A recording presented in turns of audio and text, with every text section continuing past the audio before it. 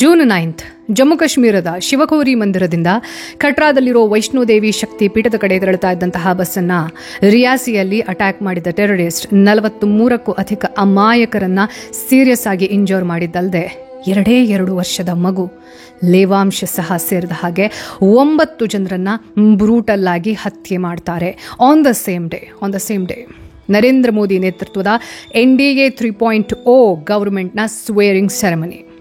And the opposition started disregarding the government, taking this example.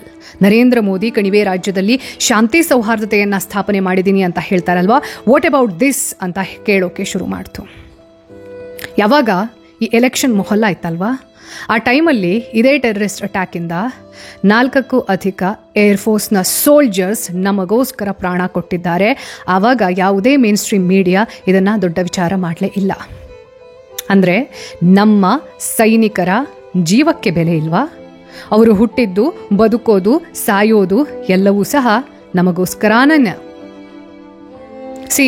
Modi ಸರ್ಕಾರವನ್ನು ಹಳಿಬೇಕು ಅನ್ನೋ ಕಾರಣಕ್ಕೋಸ್ಕರ ನಮ್ಮ ರಾಷ್ಟ್ರದ ಸೈನಿಕರನ್ನ, ಅವರ ಕಾರ್ಯವೈಖರಿಯನ್ನು, ಬದ್ಧತೆಯನ್ನು ಪ್ರಶ್ನೆ ಮಾಡೋದು this is not right. And ಕೆಲವು ಜನ ಯಾರು ಆಲ್ ಐಸ್ ಆನ್ ರಫಾ ಅಂತ ಇತ್ತು, ಇವಾಗ ಆಲ್ ಐಸ್ ಆನ್ ರಿಯಾಸಿ ಆಗಬೇಕು ಅಂತ ಕೇಳ್ತಿದ್ದಾರೆ. Right, but my question is, my stand is, it's not about all eyes on Rafah or all eyes on Reasi. It's about what about humanity?